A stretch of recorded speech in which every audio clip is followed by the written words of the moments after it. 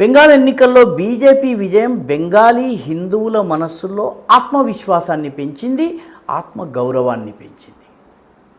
ఒక్క ఉదాహరణ చెప్పుకోవాలంటే అసన్సోల్ జిల్లాలో అసన్సోల్ పట్టణంలోని బస్తీన్ బజార్లో ఒక దుర్గా అమ్మవారి గుడి ఉంది. దాన్ని దుర్గాబాడి అంటారు. ఈ దుర్గాబాడి గత అనేక దశాబ్దాలుగా తాళం వేసి ఉంది. తృణమూల్ కాంగ్రెస్ వచ్చిన తరువాత ప్రజలు దీని తాళాలు తెరుస్తారని భావించారు, చాలా పోరాటం చేశారు, కోర్టులకు వెళ్ళారు. కోర్టులు తాళాలు తెరిచి హిందువులు పూజ చేసుకోవచ్చని చెప్పి అనుమతినిచ్చినాయి. అయినప్పటికీ తృణమూల్ కాంగ్రెస్ ముస్లిం తుష్టీకరణ విధానంలో భాగంగా కేవలము దుర్గా పూజ సమయము, లక్ష్మీ పూజ సమయాన్ని వదిలేసి సంవత్సరం అంతా గుడిని మూసేసి ఉంచారు. అసన్సోల్లో బీజేపీ అభ్యర్థి ఎమ్మెల్యేగా గెలిచినటువంటి మరుక్షణము ఆయనతో పాటు ఉన్నటువంటి అభిమానులందరూ కూడాను ఈ బస్తీన్ బజార్లో ఉన్నటువంటి దుర్గాబాడి దగ్గరకు వచ్చారు. తాళాలు బద్దలు కొట్టారు, లోపలికి వెళ్ళారు, అమ్మవారికి పూజలు చేశారు.